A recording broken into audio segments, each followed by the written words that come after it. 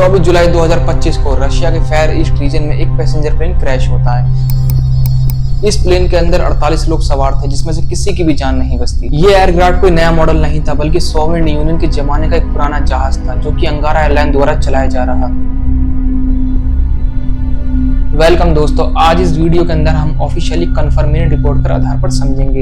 ये फ्लाइट ब्लैगोवेक से उड़ान भरती है टिंडा शहर के लिए, जो कि दुनिया के सबसे ठंडे इलाकों में माना जाता है। पहली लैंडिंग के दौरान पायलट फेल हो जाता है, पर दूसरी लैंडिंग के दौरान प्लेन का अचानक से रडार से कांटेक्ट टूट जाता है और वो टिंडा एयरपोर्ट से एक दूर इलाके में जा गिरता है। जैसे ही प्लेन का ग्राउंड कंट्रोल से कांटेक्ट टूटता है, इमरजेंसी टीम को अलर्ट किया जाता है। कुछ समय बाद इमरजेंसी टीम क्रैश साइट का पता निकालती है, लेकिन तब तक पूरी तरीके से प्लेन तबाह हो चुका होता है। प्लेन के अंदर 48 लोग सवार थे, जिसमें से किसी की भी जान नहीं बचती, यानी कि एक भी सर्वाइवर नहीं मिलता। आज भी ये मॉडल रशिया के कुछ रिमोट इलाकों में चलाया जा रहा है। अंगारा एयरलाइन ऐसे पुराने एयरक्राफ्ट यूज करती है, जैसे कि एंटोनोव N-24, खासकर साइबेरियन और फेयर ईस्ट जैसे रिमोट रीजन में। और रोटर्स के मुताबिक जिस प्लेन का क्रैश हुआ उसकी उम्र 40 साल से ज्यादा थी, यानी कि ये जहाज कई सदियों से चालू था और इसकी मेंटेनेंस और इसका डिजाइन दोनों ही आउटडेटेड थे। उसके बाद रशिया के इन्वेस्टिगेटिव कमेटी ने तुरंत इस केस की जांच शुरू की और फोरेंसिक और रिकवरी टीम ने क्रैश साइट से काफी कोशिशों के बाद ब्लैक बॉक्स को ढूंढ निकाला।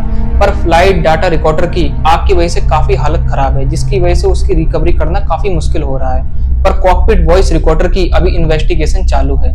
हाल ही में ना तो कोई अभी तक टेक्निकल फॉल्ट की पुष्टि हुई है और ना ही पायलट का एरर इन्वेस्टिगेशन इनिशियल स्टेज में है। और भारत के प्रधानमंत्री नरेंद्र मोदी जी ने भी इस हादसे पर अपना शोक जताया। उन्होंने कहा कि रशिया के प्लेन क्रैश में जीवन की हानि गहरी पीड़ा है और भारत रशिया के लोगों के साथ इस कठिन समय में एकजुट है। और ये स्टेटमेंट दोनों देशों के संबंध का एक संवेदनशील प्रदर्शन था। ये क्रैश सिर्फ एक एक्सीडेंट नहीं, बल्कि रशिया की विमान सेफ्टी स्टैंडर्ड पर एक बड़े सवाल की तरह देखा जा रहा है। ये घटना फिर से ये सवाल खड़ा करती है कि इतने पुराने सोवियत एरा के प्लेन आज के जमाने में चलाना ठीक है। एंटोनोव जैसे एयरक्राफ्ट अब आउटडेट माने जाते हैं, अधिक नॉर्म्स के हिसाब से रिस्की भी हो सकते हैं, खासकर एक्सट्रीम वेदर रीजन में। लेकिन इन रिमोट इलाकों में नए एयरक्राफ्ट लाना महंगा पड़ता है, इसलिए एयरलाइन इन पुराने मॉडल पर निर्भर करती है। अभी भी ट्रैफिक रिकॉर्डिंग और प्लेन का टेक्निकल डाटा का एनालाइज हो रहा है। हालांकि अभी तक किसी भी रेगुलेटरी बॉडी ने इस एयरक्राफ्ट मॉडल या एयरलाइन पर कोई भी बैन या एडवाइजर नहीं लगाई। इसमें अच्छी बात यह है कि अभी भी इन्वेस्टिगेशन चालू है और हमें बहुत जल्दी इस प्लेन क्रैश का असली रीजन पता चलेगा। दोस्तों, ये एक बहुत पेनफुल हादसा है दोस्तों, जो ये सवाल उठाने पर हमें मजबूर करता है कि आने वाले टाइम में इस तरीके के हादसों को नहीं रोका जा सकता। इस तरीके के प्लेन क्रैशों में कुछ लोग अपनी थ्योरी रखते हैं कि इनमें पायलट की गलती होती है या एयरक्राफ्ट मैकेनिक की गलती होती है। जैसे कि अभी 12 जून अहमदाबाद प्लेन क्रैश हादसे में कुछ लोगों ने अपनी थ्योरी रखी थी कि इसके अंदर एक पायलट जिसकी मेंटली हालत ठीक नहीं है और उसने जानबूझ के प्लेन को क्रैश किया। हालांकि इसमें अभी तक कोई भी पुष्टि नहीं हुई है, क्योंकि ब्लैक बॉक्स की रिकॉर्डिंग अभी पब्लिकली रिलीज नहीं की गई है। तो जब तक इन्वेस्टिगेशन कंप्लीट नहीं हो जाती, हम किसी भी नतीजे पर नहीं पहुंच सकते। तो इस सवाल का जवाब आप दीजिए दोस्तों। इस तरीके की प्लेन क्रैशों में किसकी गलती होती है, पायलट की या एयरक्राफ्ट मैकेनिक की या ट्रैफिक कंट्रोलर की, या उन लोगों की जो आउटडेट प्लेन को चलाने की मंजूरी देते हैं? तो अपना ओपिनियन हमारे कमेंट बॉक्स में जरूर लिखें। तो लास्ट में मैं सिर्फ इतना ही कहना चाहूंगा दोस्तों कि आसमान की बाहें सिर्फ उड़ानों के लिए नहीं, बल्कि मौत के लिए भी खुली हैं। तो अगर हमारी वीडियो अच्छी लगी हो तो लाइक करें, सब्सक्राइब करें और शेयर करना बिल्कुल भी ना भूलें।